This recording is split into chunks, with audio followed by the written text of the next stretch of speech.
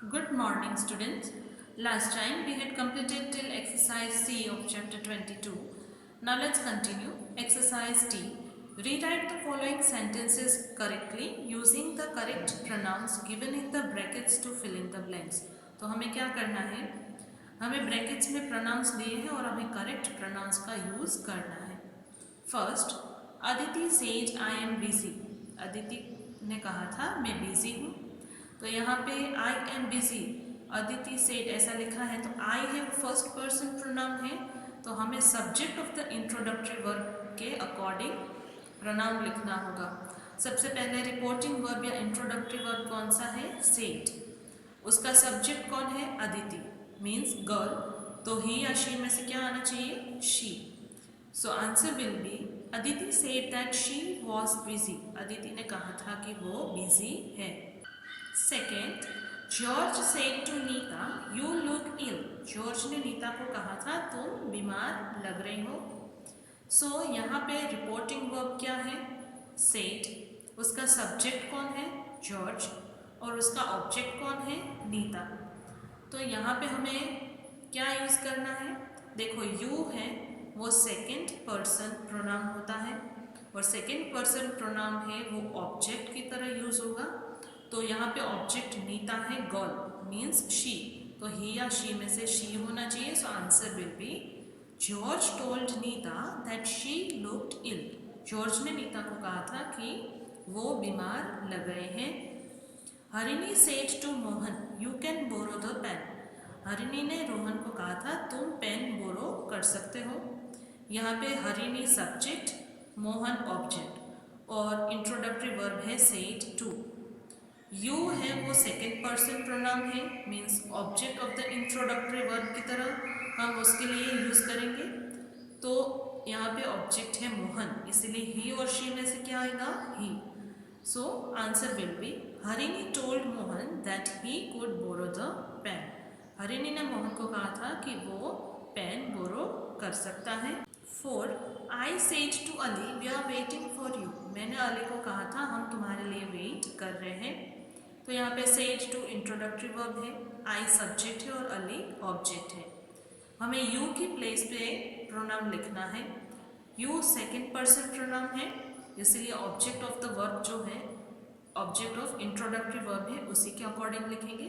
तो यहाँ पे ऑब्जेक्ट है अली, तो हम हिम और हर में से हिम लिखेंगे.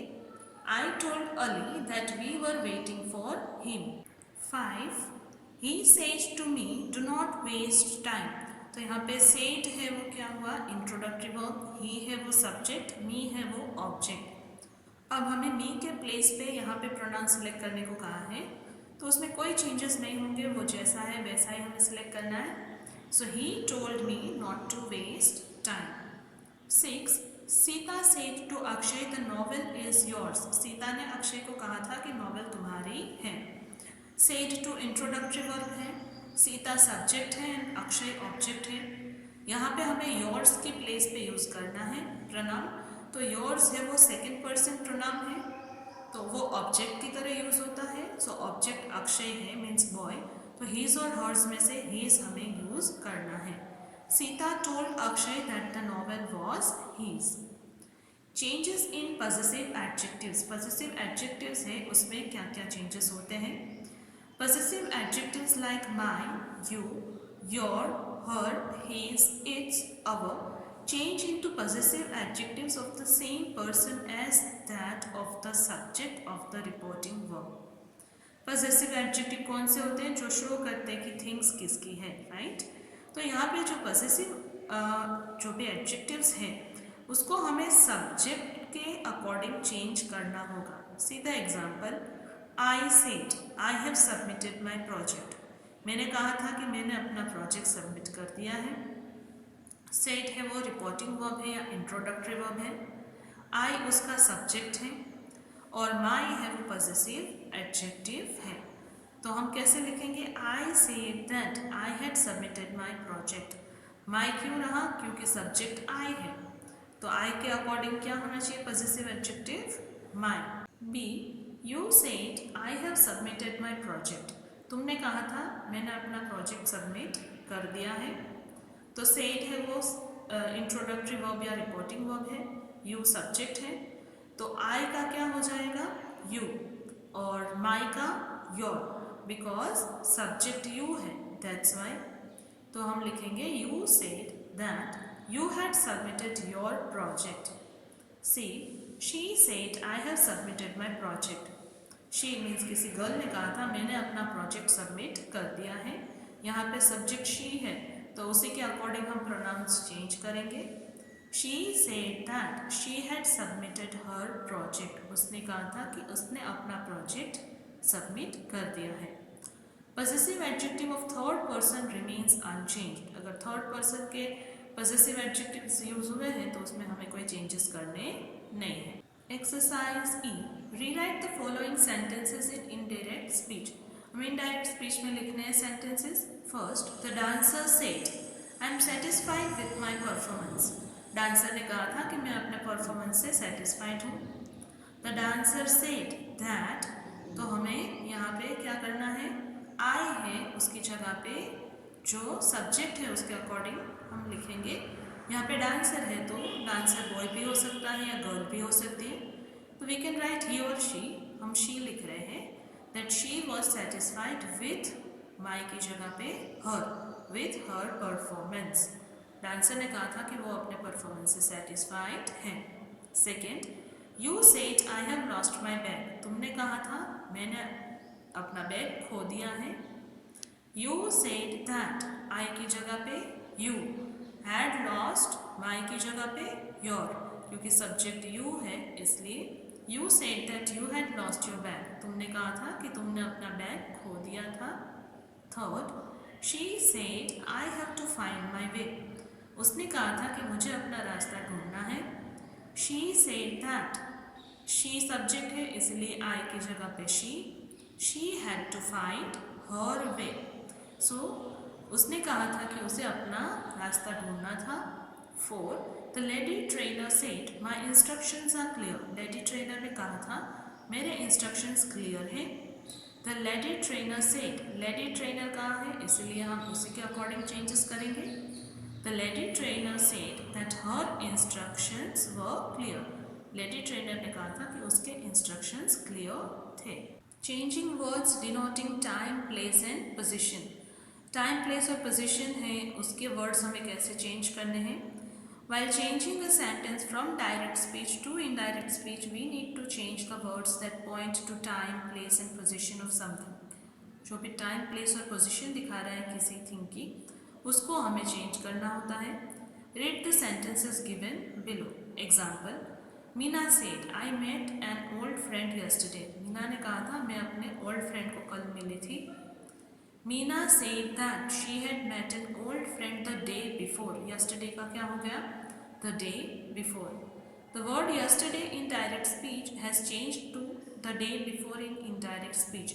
Here are some more words which indicate time, place and position that change in indirect speech. और भी थोड़े वर्ड्स हमें दिखाए हैं जो कि कैसे डायरेक्ट से इनडायरेक्ट में चेंज हो जाएंगे। तो लेट्स सी, टुमारो का क्या हो जाएगा, द नेक्स्ट डे या द फॉलोइंग डे। यस्टरडे का द डे बिफोर या द प्रीवियस डे। टुनाइट का दैट नाइट। 4, टुडे का दैट डे। 5, दीज का दैट। 6, दीज का दोज। THIS दीज सिंगुलर होता है, THESA these plural. 7, next day का the following day. Next week का the following week. Next year का the following year. 8, last week है उसका the previous week. Last month का the previous month. Last year का the previous year. Here का there, ago का before. Now generally omitted in reported speech. Now omit कर दिया जाता है, बट अगर है तो हम उसको देन लिख सकते हैं। Examples, A, the doctor said to her meet me today. Doctor ने उसको कहा था कि मुझे आज मिलो। The doctor told her to meet her that day. तो देखो टुडे का क्या कर दिया है, that day. B, she said I had gone there last week. उसने कहा था कि मैं वहाँ लास्ट वीक गई थी। शी सेड दैट, यहाँ पे सेड है वो नहीं लिखा है बट होना चाहिए, she said that she had gone there the previous week, तो लास्ट वीक का क्या कर दिया है, previous week. C, the pilot announced the aircraft will remain here. Pilot ने अनाउंस किया था कि एयरक्राफ्ट यहीं रहेगा. The pilot announced that the aircraft will का वुड रिमेन हियर का there.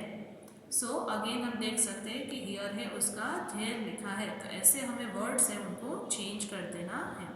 Exercise F, change the following sentences into reported speech using appropriate words to denote time, place and position. हमें जो भी यहाँ पे रिपोर्टेड स्पीच में change करने sentences दिए हैं उनको, और उनमें टाइम, प्लेस, पोजीशन के वर्ड्स को अप्रोप्रिएटली चेंज करना है. First, Rita said to the teacher. Rita ने टीचर को कहा था, I submitted the work last week. मैंने अपना वर्क लास्ट वीक सबमिट कर दिया था. Rita told the teacher that she had submitted the work the previous week. Rita ने टीचर को कहा था कि उसने अपना वर्क प्रीवियस वीक में सबमिट कर दिया था. Second, Sohan told Raghu, I will come to your place next Tuesday. Sohan ने रघु को कहा था कि मैं नेक्स्ट ट्यूसडे तुम्हारे प्लेस पे आऊँगा. Sohan told Raghu that he would come to his place the following Tuesday.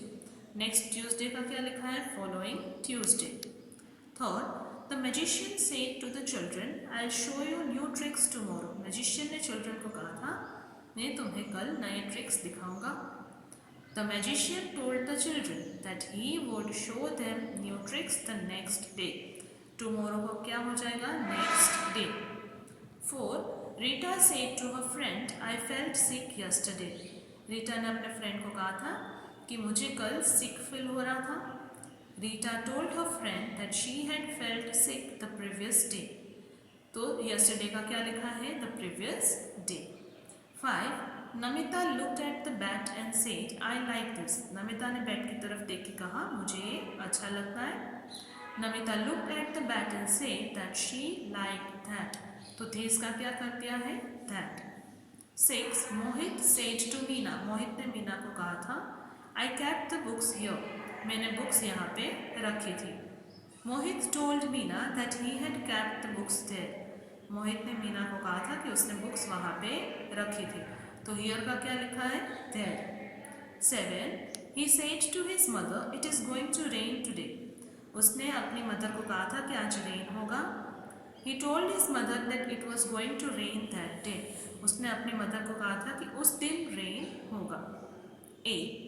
She said to her cousin, I will watch the match tonight. उसने अपनी कजिन को कहा था कि मैं आज मैच देखूंगी. She told her cousin that she would watch the match that night. तो टू नाइट का क्या लिखा है, that night. Today we are keeping till here. I hope you have understood the concepts and the exercises I explained. Thank you.